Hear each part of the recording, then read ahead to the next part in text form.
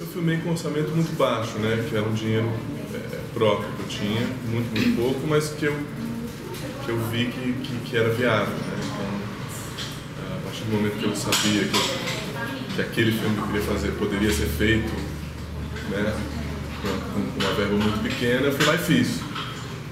E acho que uma vez que ele estava feito, ficou muito mais fácil para captar dinheiro via leis para terminar ele, né? Porque já estava filmado, tinha um material bom para mostrar e tudo mais. Então, enfim, nesse caso deu certo, né?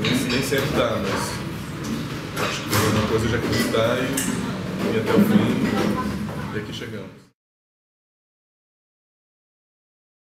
Na verdade, eu nunca pensei na participação da Naomi sob essa ótica. Inclusive, durante a montagem, muita gente ia assistir um corte do filme e não gostava da participação dela e sugeria que eu tirasse, né? Então, a prioridade sempre foi que o filme ficasse, né, que ele tinha que ser e que eu acreditasse nele. No caso, eu achava que a participação dela era uma coisa positiva para o filme, enquanto obra, enquanto aquela história que eu estava contando. Depois, se aquilo favorecia ou desfavorecia, era uma questão secundária. Em alguns casos favorecia, em alguns casos desfavorecia. Claro que ela está no filme, acho que não se traduz em bilheteria, nem em público, mas certamente a atenção da imprensa é um assunto, né? Dá assunto. Então isso de alguma maneira é bom. Mas eu nunca vi isso sob uma ótica, senão a importância dela para a trama. Agora, de fato, o distribuidor americano disse que teria que tirar aquele comentário especificamente, porque ele poderia render processo e tal. Eu acho que é uma bobagem. O americano é meio, né?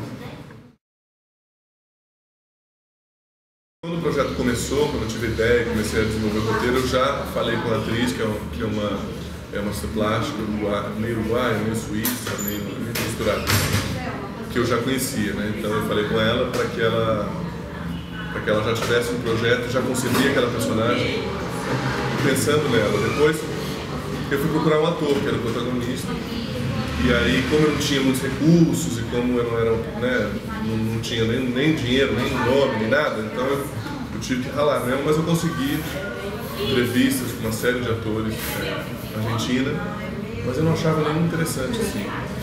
E aí uma amiga minha, que eu tenho com esse ator, estava me ajudando com umas outras questões, ficava insistindo, por que você não fala desse cara? E aí finalmente um dia eu estava já sem nenhuma opção e eu fui, falei, vou lá conhecer ele, né?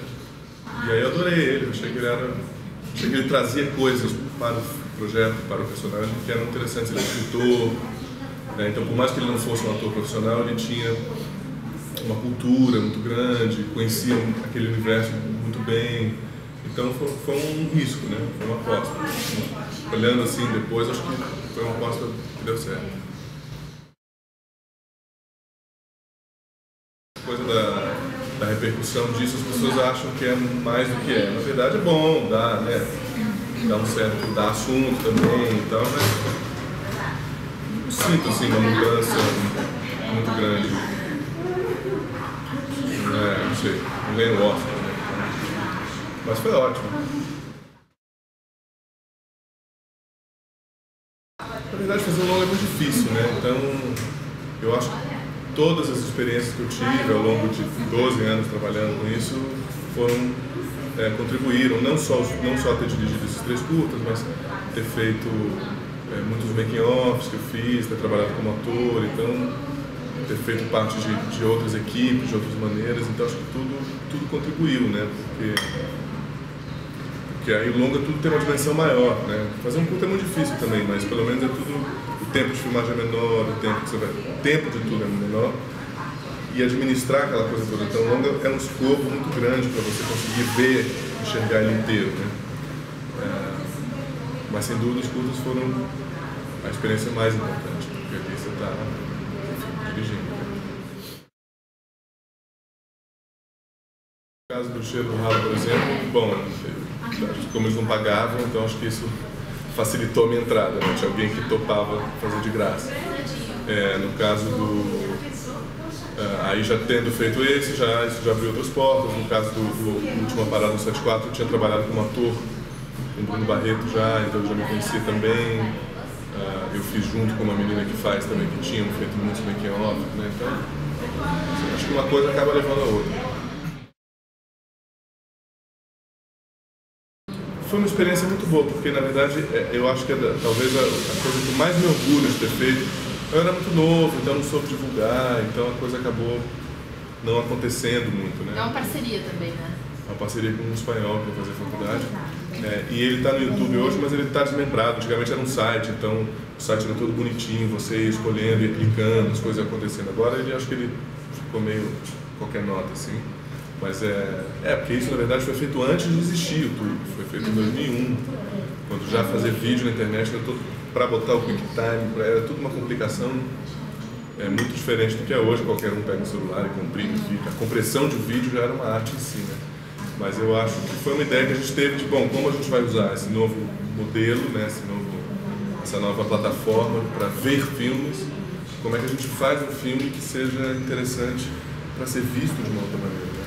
Isso obrigou a gente a pensar tanto numa narrativa como numa estética que não existiam antes, né? Então não havia referência, não havia um precedente naquilo. Então foi uma experiência muito interessante. Como na distribuição também, né? Como também na distribuição.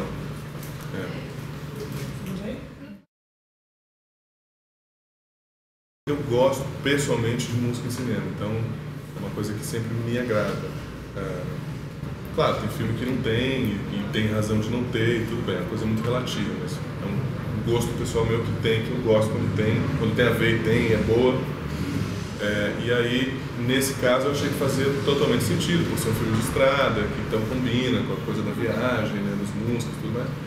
E eu participei ativamente, eu escolhi todas as músicas e fui atrás dos direitos, alguns eu não consegui, então eu tive que tirar, né? Mas foi um processo que eu gosto muito de fazer, então para mim foi muito divertido. As pessoas acham que às vezes que nada estava roteirizado, a maioria estava roteirizado, mas de uma maneira que parecesse que não estava, né? Então acho que o segredo é esse. Mas também tinham algumas coisas que de fato a gente encontrou, né, viajando junto. Na verdade, a viagem de fazer o filme era um pouco também, a viagem do filme, né? Tinha o que acontecia por trás das câmeras, às vezes era tão rico quanto o que acontecia na frente. A maioria dos personagens eu já conhecia mesmo, já tinha... Era muito difícil se não inserir essas pessoas de uma maneira que ficasse orgânico e que ficasse agradável de ver, né? Sem que ficasse uma coisa truncada. Então, para que aquilo entrasse dentro de uma história de ficção, eu tinha que já preparar aquilo, né, antes. Eu acho que senão dificilmente ia ter funcionado da maneira como funcionou, né. São personagens maravilhosos, eu acho que muito enriquecedores, né. Tem 2 projetos já mais adiantados, temos ideias. Longa também? Então é isso também. E são longas que vão ser filmados aqui no Brasil ou também é a mesma ideia do Além da Estrada? Tem 2 que é para fazer fora e tem um que é para fazer aqui. Mas todos têm um quê de brasileiro também, né? Mas eu gosto de filmar. Eu sei, não dá tempo de pensar muito, né? Mas acho que eu seria eu não lembro o nome do personagem. Mas é um personagem do filme Beleza Roubada, que no final fica com a Liv Tyler. Não sei nem falar por quê, então. Porque ele mora num lugar lindo, e vive uma história de amor lindo.